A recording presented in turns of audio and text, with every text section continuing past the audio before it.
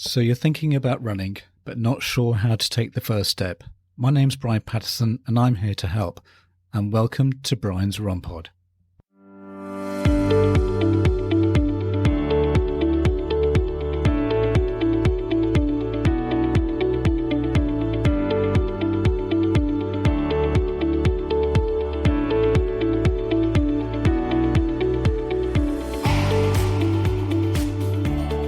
Well, welcome back to Brian's Run Pod, and just want to say, if you're still listening to me, then thank you very much wherever you are in the world, and also wherever you are in the world.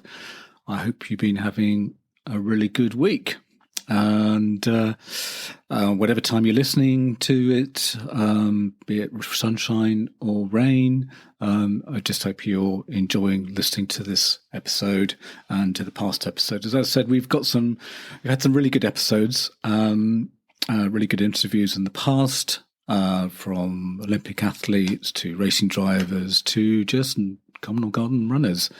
But today, looking to cover nutrition. Well, first of all, I just want to say that I am not a nutritionist, and what I'm going to say is basically gleaned from my experience as a personal trainer and what I've read.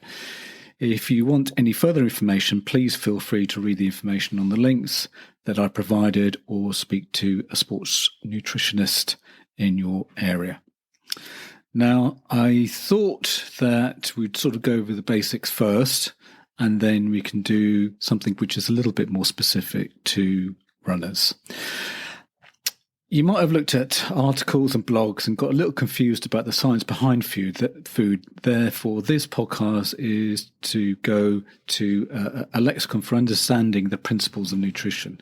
Now, what I'm going to say may be like teaching your grandmother to suck eggs. However, it doesn't hurt to go over the basics. So let's just start with calories. Calories, or strictly speaking, kilocalories, are a measurement used to determine the energy content of foods. The energy in food is delivered by macronutrients, which vary in the number of calories they contain. A gram of carbohydrate and protein both yield 4 calories, while a gram of fat yields 9. So what happens to that energy in your body? If you have heard of the law of conservation of energy before, it does not come as a surprise that a few things can happen. You either burn the calories by using the energy they provide and going wild in the gym or going running, or the energy will be stored in the form of body mass. So, how many calories do I need? The number of calories necessary in your daily diet is composed of 3 factors. First of all, the amount of energy required to keep your body functioning when it is at complete rest is called basal metabolic rate. This is the energy you need for basic life-sustaining functions such as breathing, heartbeat, and body temperature regulation. Secondly, the thermic effect of food is the energy required for disposal, digestion, absorption of food consumed. So yes, you basically burn calories while eating. Lastly, the activities of daily living, ADL, influence your energy requirements. These are the calories needed to give you energy for day-to-day activities. This strongly depends on your lifestyle and physical activities. As you'd probably understand, going to the gym twice a day requires more energy than binge watching your favorite series on Netflix or whatever streaming service you have. So, how many calories should I eat when I want to maintain, lose, or gain weight? Coming back to the law of conservation of energy, a different amount of energy can help you achieve your goals. When you want to maintain weight, you want to take in the same amount of energy as the calories you burn. So when your calorie expenditure is 2,000 kilocalories, you would also consume this amount. In line with this theory, again, gain weight would be achieved by consuming more calories than you burn. It's a balancing act, or rather, if you consume more than you burn, then you're likely to put on weight and vice versa. So anyway, I hope that has explained anything. So the macronutrients make up the nutrients that need to be obtained daily and are used in large amounts, hence macro. As briefly pointed out before, they are the main energy deliverers in your diet. There are three groups of macronutrients, which are the carbohydrates, proteins, and fats. And these groups should be responsible, respectively, to 40 to 70%, 10 to 35%, and 20 to 40% of the calories in your diet. The exact amounts are strongly dependent on your lifestyle and goals. Now, carbohydrates are the most important energy carriers in nutrition and are composed of the elements of carbon, oxygen, and hydrogen. They are found in a wide spectrum of food products, both healthy and unhealthy. So carbohydrates can have both short and easily digestible structures and long and complex ones. Based on this, a distinction can be made in the monosaccharides, glucose, fructose, and galactose, or disaccharides, lactose, sucrose, and maltose, and polysaccharides, such as starch. Did you know that all carbohydrates are built upon different combinations of monosaccharides? This is also how we yield energy from this source. All carbohydrates are broken down to glucose molecules by the body. These are extremely important because they provide the direct energy your body needs to function properly. More specifically, red blood cells, the brain and nerve cells can also use glucose as energy source, which illustrates how important they are. When we talk about carbohydrates, it is the quality that matters. That means that an adequate intake is more focused on eating slow-releasing carbohydrates with slow effect on blood glucose, rather than the short and easy ones that can lead to spikes, like, for instance, chocolate. In line with this, the recommended carbohydrate sources that fit a healthy diet are the complex ones, such as oat, rice, and wholemeal products. Now, fiber, although fiber may sound like a macronutrient on its own, it is a type of carbohydrate your body can't digest, for which they are not broken down into glucose molecules. Instead, they contribute to a well-functioning digestion, a feeling of satiation after eating, and reduce the risk of heart and vascular disease. Did you know that fibers are also the fuel for the microorganisms in our intestines? Now, moving on to protein. Proteins are essential in a healthy diet, being the foundation of all cells, the heart of all organic activity, and important for the maintenance of muscle structures. Besides that, they are indispensable in production of hormones and enzymes. While proteins are mostly known for their being visible as muscles, they are also present in bone, skin, and hair. Proteins are made from three building blocks called amino acids, for which different patterns translate to different proteins. In the digestive system, the food protein is broken down again into three amino acids. After breaking them down, they are built up again into the specific systems that a body needs at the moment. The process of breaking down and building up happens continuously. Did you know that half of your body protein is replaced in 80 days? The amino acids are just discussed and can't be stored in your bodies, for which we have to make them in two ways: by modifying others or from scratch. 9 amino acids, known as the essential amino acids, can only be obtained from our diets.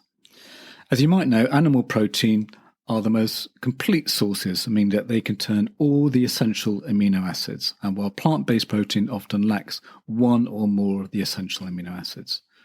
By combining incomplete proteins, a complete protein intake can be established. Pairing rice with beans is the most common way to do so, and leaves you with all the essential amino acids. As an exception, but as a rule, soy protein contains all the essential amino acids, for which it is an easy source to implement into your diet, especially if you're vegetarian. So fats. Fats is one of the main body's energy sources. As pointed out before, 1 gram of fat yields 9 calories per gram. So fats are important by delivering essential fatty acids your body needs for well functioning of your brains and muscles. As you might know, we can divide it into 3 groups: unsaturated, saturated and trans fatty acids. Or more suitable, the good, the bad and the ugly. The most relevant aspect of the differences of these types is that the overall impact that they can have on health. Unsaturated fats are known as the healthy kinds. So what about the micronutrients? Now, the micronutrients is the collective name for the minerals and vitamins. In contrast with macronutrients, micronutrients do not provide energy and should be consumed in smaller amounts, which doesn't make them any less important. Vitamins facilitate the release of energy from the macronutrients, and besides that, every vitamin has its own special roles to play when it comes to numerous activities throughout the body. Minerals are as important to consume in adequate amounts as vitamins. They influence fluid balance and are necessary for building structures such as bones and teeth. Did you know that the vitamins and minerals are also key in maintaining a well-functioning immune system? Now, how is this used? We've got all this information. How is this useful for running? So for us as not necessarily athletes, but for us who are just take up running as a way of keeping fit, how can we take in all this information and put it to good use? Well, food as fuel. Just as gasoline powers a car, food powers your runs. The right kind of fuel will help your engine run strong as you log your miles. The wrong fuel can hold you back, either through slower times or digestive distress. Let's take a moment to understand what's going on under the hood. Muscle cells have 2 primary sources of fuel, sugar and fat, and these raw materials can come from food as we eat or from a storage within our own bodies. So dietary carbohydrates are broken down into simple glucose or form of sugar, which circulates in the bloodstream and powers your cells. The glucose that is not immediately needed is stored as glycogen, another form of sugar, in the muscles and liver. And as you run, the body first pulls sugar from your bloodstream and then taps into the stored glycogen as glucose levels start to dip. The other raw material that fuels your muscles is fat and is used during endurance exercise. Dietary fat must be broken down into fatty acids and other components before it can be used by the muscles, making it less immediately available than carbs and less efficient as fuel, especially during intense exercise. Stored body fat, on the other hand, is an excellent fuel source because everyone, even the skinniest of runners, has so much of it. In fact, one of the best changes that can happen to your body as you run regularly is that you become better able to use fat as fuel. Now, let me take this opportunity to look at 5 runners. And what we're going to do is we're going to take 5 of these different cases. So the first one is we're going to meet John. So these are sort of, invisible runners, so completely made up. So we meet John. John, as most runners, are deficient in terms of protein. And this 45-year-old distance runner, so if you just imagine John, and he's been running for about 3 years. He's looking to improve his own marathon time and is aware that his nutrition needs to be on point if he wants to achieve his goal of running a sub 3:30. One of the essential nutrition rules for runners over 40 is getting sufficient protein. Protein is vital for muscle growth and repair, and as we age, our muscles become more prone to damage, meaning that the recovery and therefore protein is really important. John wasn't aware of this and never really paid attention to his protein intake. He was mostly focused on eating carbohydrates to fuel his runs. He often skipped breakfast, had a light lunch, and then a heavy dinner. His dinner usually consisted of pasta or rice with tomato-based sauce and a side of vegetables. He occasionally had meat, but mostly relied on plant-based protein sources like lentils, beans, or tofu. After speaking to a dietitian friend, John realized that he needed to get more protein in his diet. The recommended daily protein intake for endurance athletes is about 1.2 to 1.7 grams per kilogram of body weight. As John weighs 75 kilograms, he needs at least 90 to 127 grams of protein daily. To increase his protein intake, John started incorporating more lean meats, such as chicken and turkey, into his meals. He also added more dietary dairy products like low-fat milk, cheese and yogurt, which are high in protein, to ensure that he gets enough protein throughout the day. John started having protein-rich snacks like Greek yogurt with nuts and seeds, hard-boiled eggs, and protein shakes and bars. After increasing his protein intake, John noticed a significant improvement into his recovery time and muscle soreness after running. He also felt more energized during his runs and can push himself a little bit harder. But protein is just part of the bigger picture. Let's have a look at, are you drinking enough?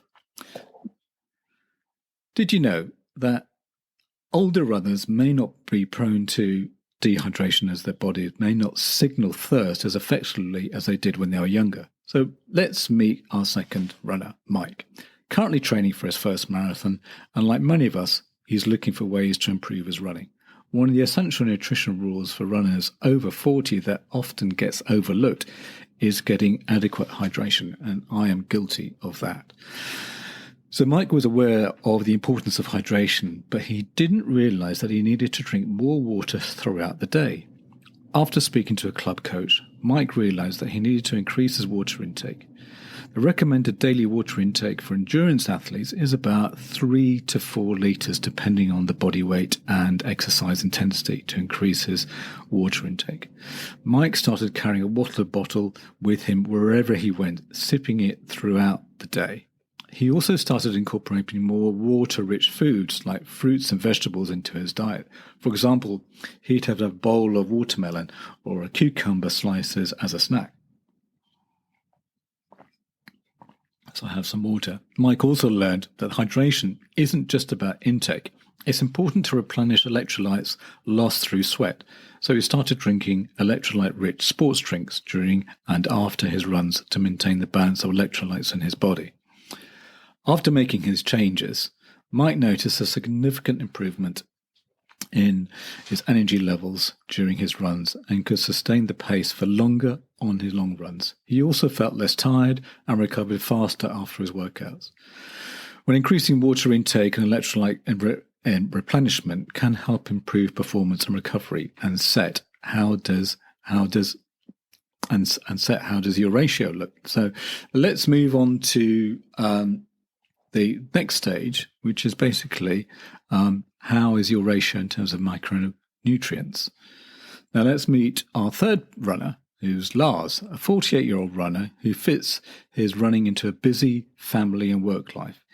He's completed several half marathons and is currently training for his first full marathon.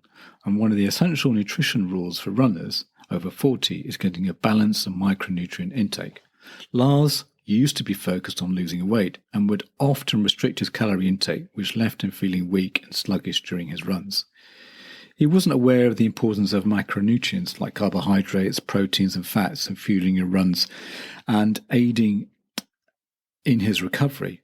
After a bit of research, Lars realized that he needed to work on getting a better balance of his macronutrients, and they recommended daily macro levels for endurance athletes are around 60% carbohydrates, 20% of protein and 20% of fats. And I think we did cover this a little bit earlier in the podcast.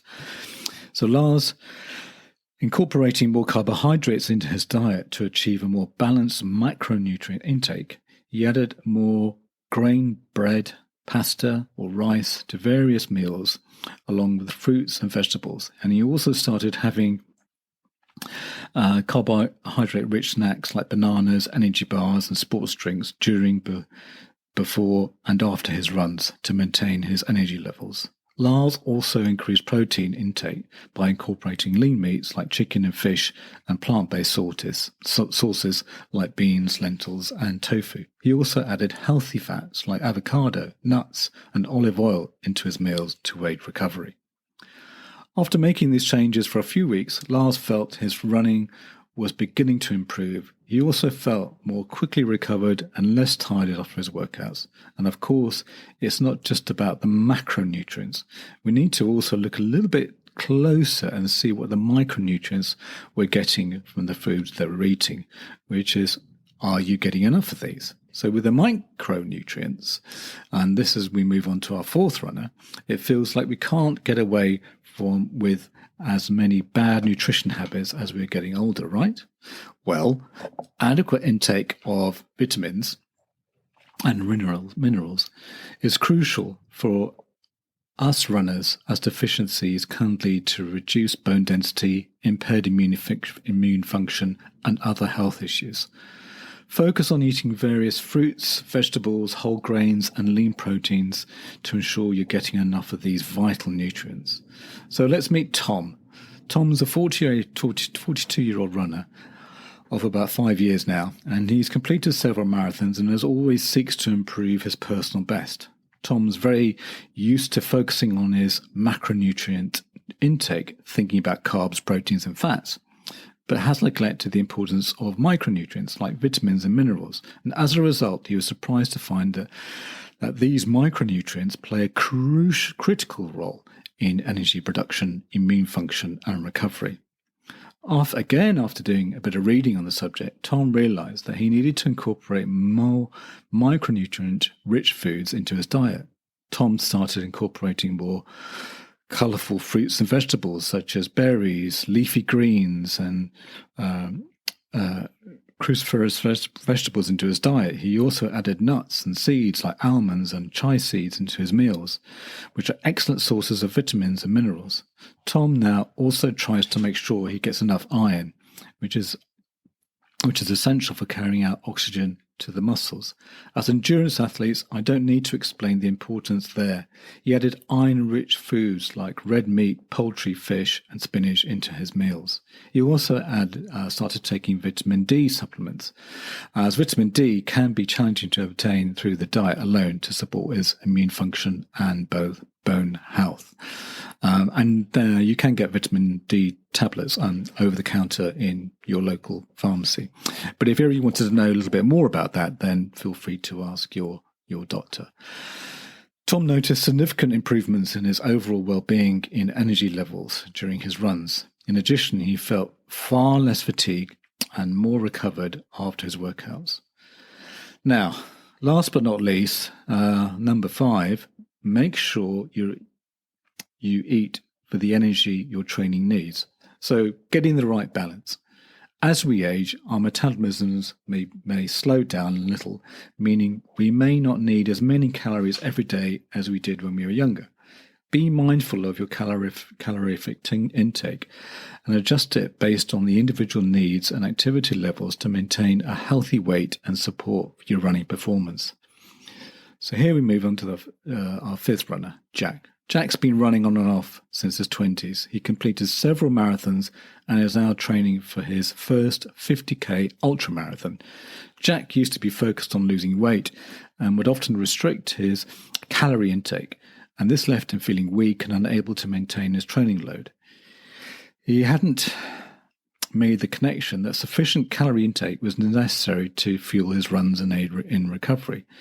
So Jack spent some time researching the perfect runner's diet and realized that he needs to be mindful about his calorie intake to fuel his runs and get his recovery right. So to achieve a mindful calorific intake, Jack started using MyFitnessPal, and I do use MyFitnessPal as well. And it's a great diet tracker app. There is a subscription and also a free subscription as well. So if you go for the paid for subscription, then you'll obviously get more information depending on your needs. So that monitored his food intake, and as a result, he made sure to eat enough to fuel his runs and aid in recovery, but also avoided overeating, which could lead to weight gain and ultimately him running slower. Jack also made sure to eat a balanced diet with whole grain carbs, lean protein, and healthy fats. He also stayed hydrated, fueled his runs with carb-rich fuels like bananas, energy bars and sports drinks. And after making those changes, Jack noticed a significant improvement in his energy levels during his long runs. He found that he could now go longer before his legs really started to object, setting himself up nicely for the ultramarathon. And he also felt much more recovered and less fatigue in each of these runs. Just going back to the MyFitnessPal, and it is a really good way of, let's say, monitoring the diet over a week, and therefore you can make changes to that diet to get the right ratio in terms of 60% of your calories coming from carbohydrates, 20% from protein, and 20% from fats. So, in summary, now I know we're not going to be doing marathons, ultramarathons. We may only be doing the 5 to 10Ks. However, I think there are a few nuggets of information here that'll help us fuel for our runs. I know for me, I don't drink enough water, and maybe I could be a lot better with my nutrition. Plus, maybe not aware of the ratios in terms of macronutrients. As you'll hear very often, that your body is a machine and that needs to be fueled. It's just like taking your car to the petrol station or getting its MOT. And just like a car or a bike, we have moving parts and we need to look after them properly. The MyFitnessPal app, as I said, is really good. And like a lot of these things, it's about being disciplined in entering your intake. Maybe in time, with machine learning and artificial intelligence, we can take a picture of our food and it will add that data into the app automatically. That's it for another episode, and looking forward to speaking to you next week with some beginner hints and tips about running. I just want to let you know that you can follow me on X, or what was known as Twitter, at Brian's Run Pod. I have just recently set up a Facebook page which is called Brian's Run Pod, and I am on Instagram at Brian's Run Pod. Also, my website is www.briansrunpod.co.uk, where you can get show notes, or on whatever podcasting app you are listening to the show. Plus, all my episodes have chapter markers if you need to get to different segments of the show. Plus, leave a review, as it will help others find this podcast. Music is Happy Day by Stock Audio, not forgetting artwork by Alice Patterson. Till next week, thanks again for listening.